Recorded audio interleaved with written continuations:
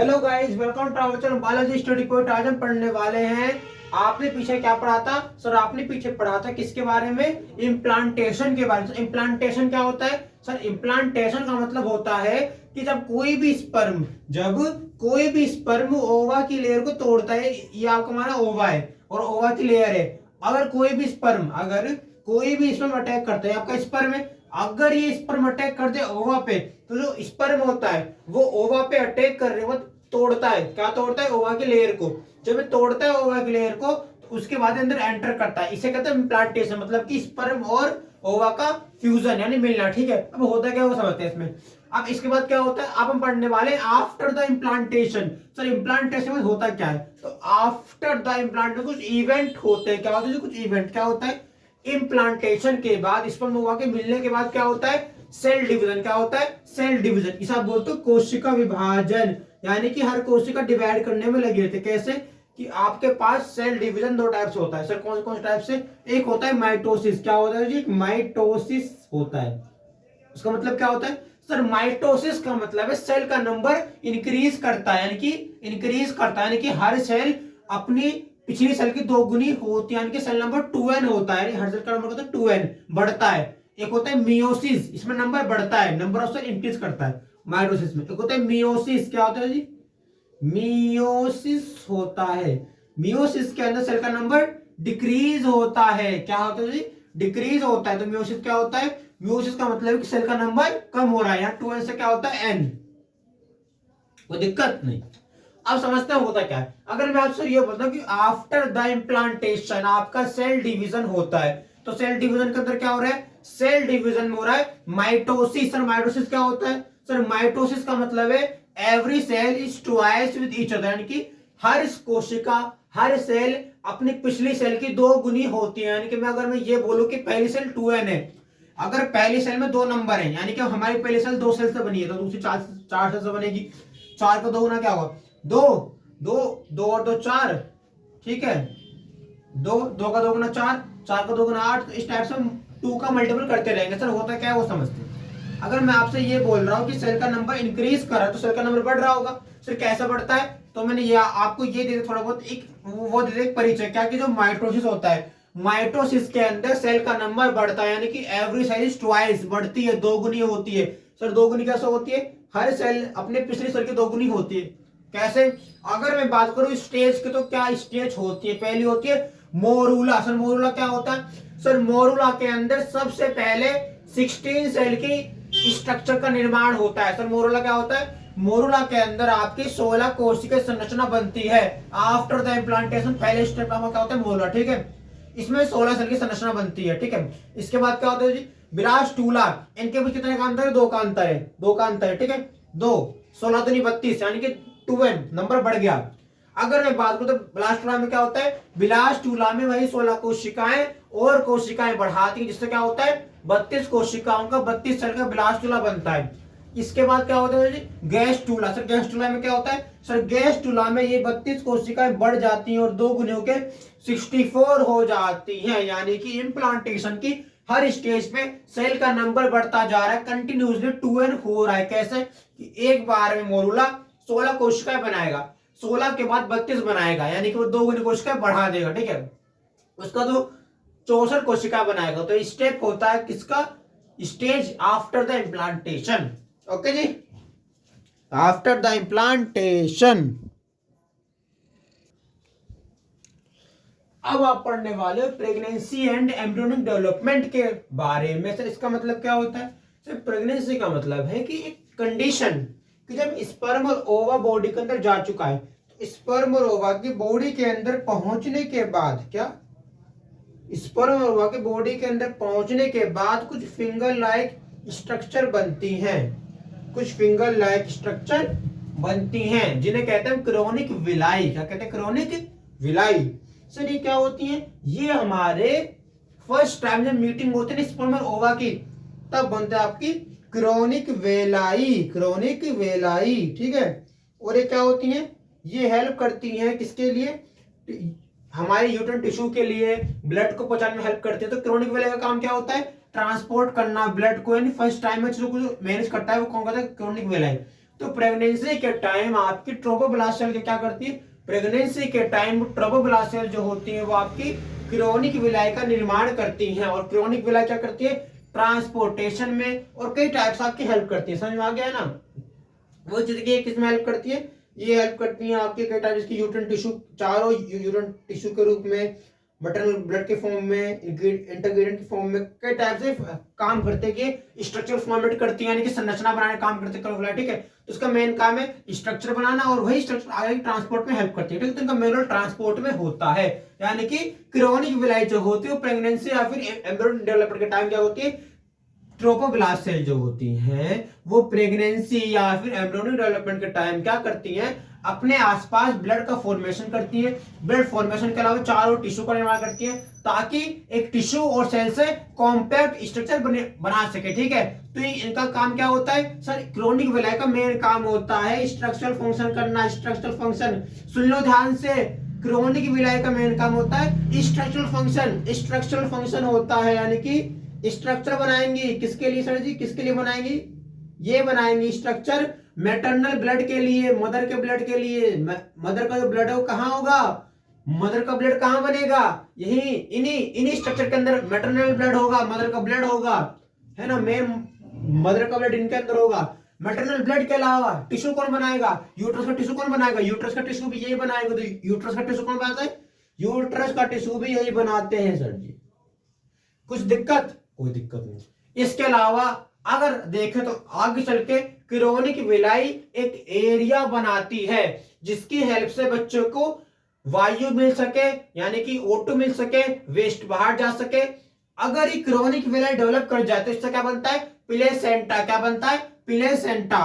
और जो प्लेसेंटा होती है अपने अंदर क्या होती है, प्लेसेंटा का मेन काम होता है छोटे से बच्चे को क्या देना, वायु की O2 देना, ऑक्सीजन प्रोवाइड करना। इसके अलावा वेस्ट को बाहर निकालना। समझ गए। हार्मोन्स क्या होते हैं, हार्मोन्स होते हैं HCG, HPL, एस्ट्रोजन हार्मोन्स होते हैं, और कई तरीके से काम करते हैं। वो लैक्टेशन में काम कर रहे हो, मिल्क सिक्रेशन में काम कर रहे हो, कई तरीके से काम करते हैं।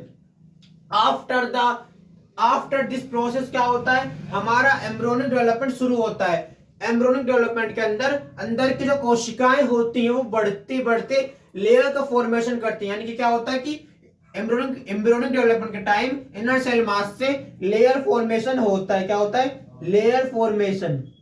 जिस लेयर फॉर्मेशन के अंतर्गत सर जी 3 लेयर बनती है। एक लेयर क्या होती है सर जी, एक लेयर होता है आपकी एक्टोडर्म। एक्टो मतलब अंदर के लेयर, किस कब, एक मदर के लिए एक्टोडर्म अंदर के लेयर। एक होती है एंडोडर्म, मतलब एक्टो मतलब बाहर के लिए, एक्टो मतलब बाहर की बात कर रहे हैं हम, एंडो यानी बात कहां कर रहे हैं, अंदर की, मीजो मतलब बीच की। तो थोड़ा ऐसा इक्वल करते हैं, कोई ज्यादा हार्ड टॉपिक नहीं है। तो मैंने क्या पढ़ा है, पहला प्रेगनेंसी एंड एम्ब्रियोनिक डेवलपमेंट, इसका मतलब क्या होता है वो समझते हैं। तो प्रेगनेंसी एंड एम्ब्रियोनिक डेवलपमेंट में पढ़ने वाले trophoblast cell. Sir trophoblast cell क्या होती है, सर ट्रोपोब्लास्ट सेल आपकी मेन सेल होती है। क्या, ट्रोपोब्लास्ट सेल आपकी मेन सेल होती है जो आपकी क्रोनिक विलाई का निर्माण करती है। और क्रोनिक विलाई क्या होती है, क्रोनिक विलाई जो होती है ये जैसे हमारी ईंटें होती है ना, ईंटों से घर बनता है, इस टाइप से क्रोनिक विलाई से स्ट्रक्चर फंक्शन होता है, यानी कि स्ट्रक्चर बनती है। चाहे वो स्ट्रक्चर टिश्यू की हो, यूट्रस के टिश्यू की हो, मदर के ब्लड की हो, कई टाइप को वो स्ट्रक्चर बनाता है, ठीक है। समझ में आ गया। तो स्ट्रक्चर फॉर्मेशन कहां शुरू होती है, प्रेगनेंसी का टाइम। जब प्रेगनेंसी का टाइम इम्प्लांटेशन होता है तो इम्प्लांटेशन के बाद स्ट्रक्चरल फॉर्मेशन का मेन काम कौन करती है, क्रोनिक विलाई, जिसका मेन काम होता है मदर के ब्लड को इकट्ठा करना, यूट्रस का टिश्यू बनाना, ताकि यूट्रस को स्टोर, ताकि यूट्रस चीजें अंदर इकट्ठा किया सके, ठीक है। इसके अलावा क्रोनिक विलाई जो होती है वो बच्चे के लिए प्लेसेंटा बनाती है। प्लेसेंटा क्या होता है, प्लेसेंटा जो होता है वो एक छोटे से बच्चे को वायु प्रोवाइड करता है ताकि बच्चा मर ना जाए, क्योंकि गर्भ के अंदर ऐसा नहीं कि पैप डाल के हवा डाल दो, नहीं। हमारी माता के गर्भ के अंदर, हमारी माता जी के गर्भ के अंदर क्या होता है, कोई खास व्यवस्था नहीं होती, इसलिए प्लेसेंटा क्या होती है, प्लेसेंटा जो होते हैं वो हमारी माता जी, हमारी मम्मी जी के गर्भ के अंदर वायु पहुंचाने का काम करती है। तभी छोटा सा बच्चा जब जन्म लेता है तो छोटे से बच्चे को कहां से हवा मिलेगी, छोटे से बच्चे को हवा देने के लिए, खाना पानी देने के लिए कौन काम करती है, प्लेसेंटा काम करती है। तुम देखते हो ना क्या, मदर तो भैया तुम क्या बोलते हो कि सर जी हम तो ये सोचते हैं कि यार हमारी मम्मी जो है, जब हमारी मम्मी ने हमको पैदा किया, तो हमारी मम्मी ने जब हमको पैदा किया तो हमारी मम्मी ने जब हमको पैदा किया तो उस टाइम हमारी मम्मी ने हमको पानी कैसे दिया होगा, खाना कैसे दिया होगा, हमें जो पोषण मिले कैसे मिले? भैया तुम्हें सारे पोषण, जब तुम्हारी मम्मी को पैदा किया तो तुम्हारी मम्मी ने जब तक पैदा किया तो उस टाइम पर तुम्हारी माता जी के द्वारा तुमको जो पोषण मिला, खाने पीने की चीजें मिली, वायु मिली, वो किससे मिली?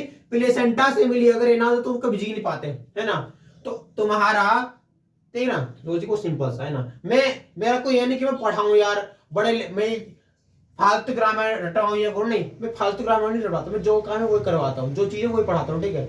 अच्छा लगे तो चैनल को सब्सक्राइब कर लो, ठीक है? ताकि नहीं अपडेट मिलती है, ठीक है? तो अगर मैं आपसे ये बोल रहा हूँ सर प्लेसेंटा हो, अरे तो सर बड़े काम की चीज है। हाँ भी बड़े काम की चीज है, काम की चीज तो ये आपके लिए। सर प्लेसेंटा जो होती है वो हमें खाना दे रही है, पानी दे रही है, हवा दे रही है, वेस्ट को बाहर निकाल रही है, मतलब कि पूरी बॉडी को तो ये सेव करने का काम कर रही है। हाँ सर जी सही कहा आपने, मतलब कि प्लेसेंटा अच्छी चीज है। हाँ अच्छी चीज है प्लेसेंटा।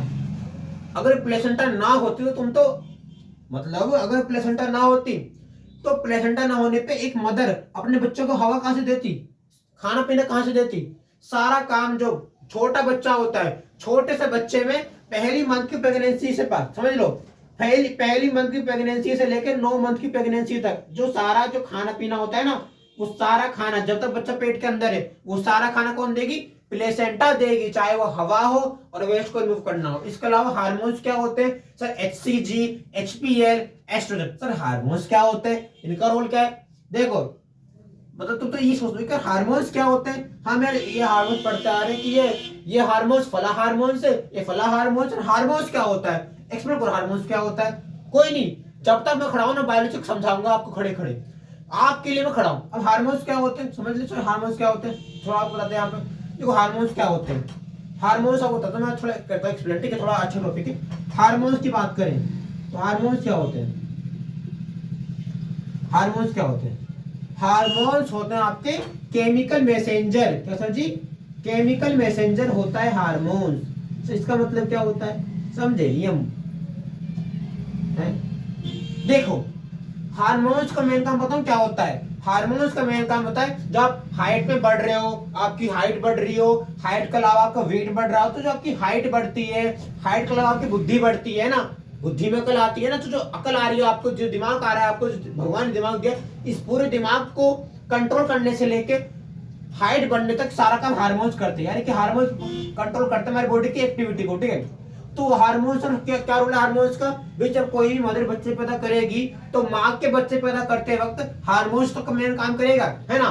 आप देख दो कि यार माँ ने एक बच्चे को जन्म दिया है, तो जब एक माँ अपने बच्चे को जन्म देगी तो वो क्या क्या करती है? मिल्क को बनाती। तो मिल्क कब बनता है? मिल्क बनता है आपका लैक्टेशन के टाइम में, हार्मोन्स निकलता है लैक्टेशन हार्मोन्स, ठीक है? तो हार्मोन्स तो है जो कि हेल्प कर रहा है मिल्क सिक्रेशन में, ठीक है? अगर ये ना होता तो क्या, अगर ये हार्मोन्स ना होते तो माँ को अपने दूध पिला ही नहीं पाती, है ना? फिर कितनी दिक्कत की बात है। इसलिए हार्मोन्स इंपॉर्टेंट है। बिना हार्मोन्स के एक माँ अपने बच्चे को दूध नहीं पिला सकती, ठीक है? क्योंकि हार्मोन्स क्या होते हैं? मिल्क सिक्रेशन करते हैं टाइम टू टाइम, चाहे वो HCG HPL और एस्ट्रोजन, ठीक है? पीछे पड़ चुके हैं सर। ये क्या होता है? Embryonic development. अब छोटा सा बच्चा आएगा एम्ब्रियो के अंदर, एम्ब्रियो क्या करेगा? उसको इकट्ठा करेगा, उसकी स्ट्रक्चर बनाएगा। तो जो सारा काम होगा ना, जो भी सारा काम होगा, चाहे वो बच्चे की फर्स्ट मंथ से लेकर 9 मंथ की प्रेगनेंसी का, वो सारा टाइम, इस सारे काम के बाद जब सारा काम हो गया, ये विलाई बन गई, विलाई ने प्लेसेंटा बनाया, इससे हार्मोन्स निकल गए, तो प्लेसेंटा, हार्मोन्स, विलाई के बाद जो सारा काम होगा एम्ब्रियोनिक डेवलपमेंट में। इसमें क्या होगा? एम्ब्रियोनिक डेवलपमेंट के अंदर आपके अंदर की जो सेल होती है उन सेल का नंबर बढ़ता है। तो इनर सेल मास का मतलब होता है अंदर की कोशिकाओं का मास, वेट, हड्डी। तो जो अंदर का मास होता है वो लेयर बनाता है। वो लेयर कौन कौन सी होती है? Ectoderm, endoderm, mesoderm. अगर मैं आपसे बोलूं कि कोई लेयर एम्ब्रियो के बाहर है, एम्ब्रियो के बाहर है, तो क्या बोलोगे? एक्टो। क्या बोलोगे? मेरे पीछे बोलो, रिकॉल करो चीज को। अगर मैं आपसे पूछूं कि कोई लेयर एम्ब्रियो के बाहर बन रही तो आप क्या बोलोगे? एक्टो। क्या बोलोगे? एक्टो। एम्ब्रियो के बाहर एक्टो, ठीक है? होगा? ठीक है होगा। अगर मैं आपसे पूछूं सर कोई लेयर एम्ब्रियो के अंदर बन रही है तो क्या बोलोगे? एम्ब्रियो के अंदर बन रही तो क्या बोलोगे? एंडो। क्या बोलोगे? एंडो। एम्ब्रियो के अंदर क्या होता है? एंडो। अगर मैं आपसे एम्ब्रियो के अंदर लेयर बने तो क्या बोलोगे? एंडो। एम्ब्रियो के अंदर क्या होता है? एंडो। अगर मैं आपसे कोई लेयर अब सर समझ गए, आपने बोला कोई लेयर बनी बाहर एम्ब्रियो के, तो आप बोलोगे एक्टोडर्म, अंदर एंडोडर्म। सर मीजो क्या होता है? अगर मैं आपसे बोलूं कोई लेयर एम्ब्रियो के बीच में बन जाए, मतलब कि कोई लेयर एम्ब्रियो के बीच में बन जाए, तो क्या बोलोगे? मीजो। क्या बोलोगे? मीजो। मीजो मतलब बीच का। समझ में आया? ये बहुत इजी बायोलॉजी है ना। ये है चैप्टर ह्यूमन रिप्रोडक्शन। क्या है इसमें? कुछ नहीं है, पढ़ लो, काम खत्म। फालतू में डर बायोलॉजी का, कैसे होगी? ऐसे होगी बायोलॉजी। ओके जी, कुछ है आपकी छोटी छोटी मैंने करा दी इसके अंदर, बड़ी एनर्जी लगानी पड़ती है इसके लिए, आसान नहीं होता करना, और वो कोई नहीं, हो गया। देख लो, अच्छा लेक्चर मैंने बनाया है अभी आपके लोगों के लिए।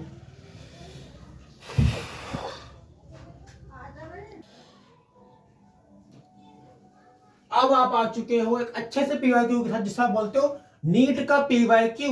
नीट के अंदर ह्यूमन रिप्रोडक्शन सवाल पूछा जाता है, तो नीट के लिए अच्छा क्वेश्चन है, पढ़ लो, बहुत इजी क्वेश्चन है। पहले अच्छा क्वेश्चन दे रखा है, क्वेश्चन है आपका arrange the following parts in human, यानी आपको अरेंज करना है। क्या करना है? Arrange the following parts, in parts को अरेंज करना है इन ह्यूमन मेमोरी ग्लैंड। देखना यहाँ पे टेक्स्ट क्या है, समझो। टेक्स्ट कौन सा इंपॉर्टेंट है यहाँ पे? Memory gland. किसके बेस पे अरेंज करना है? Memory gland. वैसे अंडरलाइन करो, किसी भी कॉम्पिटेटिव एग्जाम के लिए समझो क्या होती साइकोलॉजी। साइकोलॉजी कहती है कि किसी भी कॉम्पिटेटिव एग्जाम के लिए समझो कि आपको किस का बेस क्या पकड़ा है। इसका बेस क्या है? Memory gland. आपको क्या करना है? पूरा क्वेश्चन घूम रहा है मेमोरी ग्लैंड के अकॉर्डिंग, तो आपको इसे अंडरलाइन करना है, ताकि आपको रहे याद कि हमें इसके अकॉर्डिंग ही आंसर फाइंड करना है, ताकि इधर ना हो। तो अरेंज द फॉलोइंग, आपको अरेंज करना है। क्या करना है? अरेंज करना है। किसको? पार्ट्स को। In human mammary gland. किसमें? ह्यूमन मेमोरी ग्लैंड में। On transwing, on transversing in route of milk ejection. और किसके बेस पे? मिल्क इजेक्शन के बेस पे। सर आप इस क्वेश्चन को देख क्या अपना आउटपुट निकालोगे? तो इस क्वेश्चन से मैंने दो आउटपुट निकाले। क्या? इसका बेस क्या? इसका बेस है मेमोरी ग्लैंड और मिल्क इजेक्शन। क्या बोलता है क्वेश्चन में? दे रखा है कि आपको अरेंज करना है इन पार्ट्स को ह्यूमन मेमोरी ग्लैंड में। किसके बेस पे? मिल्क इजेक्शन के बेस पे। तो आपको मेमोरी ग्लैंड और मिल्क इजेक्शन को लेके आपको स्टेटमेंट पढ़ना है। तो अगर मैं मिल्क इजेक्शन और मेमोरी ग्लैंड को लेके सोचूं, तो साइकोलॉजी क्या बोलेगी? देखो ऑप्शन पढ़ो। पहला ऑप्शन क्या है? Memory duct. मेमोरी डक्ट पहला ऑप्शन। दूसरा क्या है? Lactiferous duct. दूसरा क्या है? मेमोरी एल्वुलस। दूसरा क्या है? एम्पुला। फिर क्या है? Memory tubule. तो आपके पास कितना ऑप्शन है? 5 ऑप्शन। तो कितना ऑप्शन? 5 ऑप्शन। इनमें से देखो पहला क्या दे रखा है, पढ़ो ध्यान से। मेमोरी डक्ट का पहला ऑप्शन है, मेमोरी डक्ट का पहला ऑप्शन, यानी कि आपकी पहले ऑप्शन है मेमोरी डक्ट। और दूसरा क्या? Lactiferous duct. दूसरा क्या? मेमोरी एल्वुलस। तीसरा क्या? एम्पुला। और पांचवा क्या है? ट्यूब्यूल। और वो मेमोरी का। अब आप क्या टिक करोगे? सर इसका क्रम देखोगे, सीक्वेंस है, पहला सीक्वेंस। देखो पहली बात, ये वर्ड क्या है? एल्वुलस। एल्वुलस क्या होता है? आपके लंग्स के अंदर क्या होता है? एल्वुलस कैविटी, जो कि जहां पे आपकी वायु स्टोर होती है हमारे लंग्स के अंदर, फेफड़ों के अंदर। इस टाइप से क्या होता है कि मेमोरी एल्वुलस के अंदर क्या? मेमोरी एल्वुलस के अंदर कैविटी होती है। क्या होती है? कैविटी होती है। जो कैविटी क्या करती है? जो कैविटी आपके मिल्क को स्टोर करती है। तो एल्वुलस, मेमोरी एल्वुलस क्या होता है सर? मेमोरी एल्वुलस के अंदर आपकी कैविटी होती है, जो कि मिल्क को स्टोर करती है, मिल्क को स्टोर करती है। ठीक है, तो आपका पहला ऑप्शन होगा 3, क्योंकि पहले आपको स्टोर करना है कैविटी के अंदर। कौन सी कैविटी के अंदर? एल्वुलस कैविटी के अंदर। पांचवा, अब देखो इसके बाद क्या है? टिब्यूल। सर टिब्यूल क्या होगा? टिब्यूल के अंदर मिल्क आउट होगा, बाहर निकलेगा। तो आउट का, अब इस कैविटी से कहां पे आउट होगा? इसके अंदर।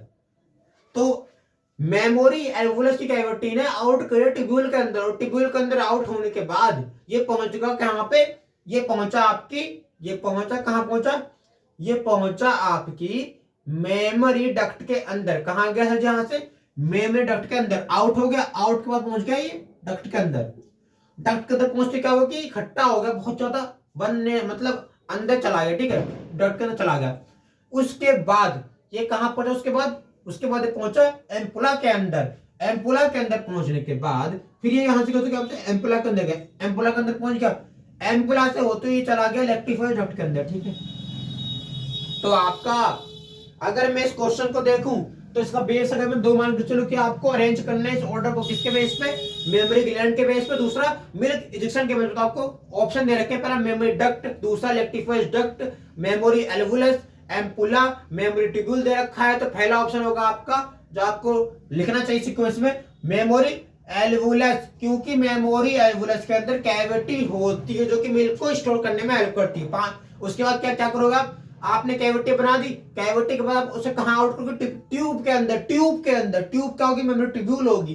तो एल्वुलस के अंदर कैविटी थी, कैविटी से पहुंची ट्यूब्यूल के अंदर, ट्यूब्यूल के बाद पहुंचाई डक्ट के अंदर, उसके बाद पहुंचाई एम्पुला के अंदर, फिर लेक्टिफाइड डक्ट के अंदर। ठीक है, तो यार यही है, इजी क्वेश्चन है।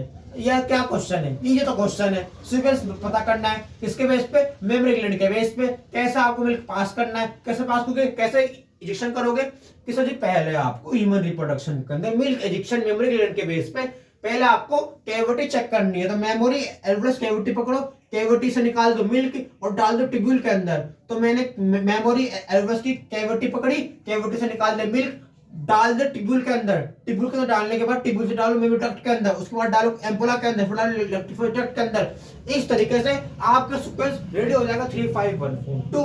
इस तरीके आप नीट का पेपर को उखाड़ सकते हो। और नीट के के लिए और कंपटीशन बेस के लिए बेस पकड़ो, चाहे वो कोई बेस होता है क्वेश्चन इजी हो जाए। ठीक है, तो क्वेश्चन में कॉम्पिटेटिव एग्जाम के लिए आपको क्या याद रखना है, क्या बात है जी, याद रखो क्या पहला पॉइंट क्या है, पहला पॉइंट आपको पकड़ना है उसका बेस, फिर चेक करना है ऑप्शन, फिर सीक्वेंस चेक करना है। ठीक है, मिलते हैं कोई वीडियो में, है ना। वीडियो बहुत लंबी हो गई है ना, मैं थक चुका हूं। तो कल मिलते हैं कोई वीडियो में, चैप्टर खत्म है। आप कल पढ़ाएंगे जो भी 10th का कोई वो पढ़ा है शेड्यूल, तो उसमें 10th का पढ़ाएंगे कल। ठीक है, मिलते हैं इस वीडियो में।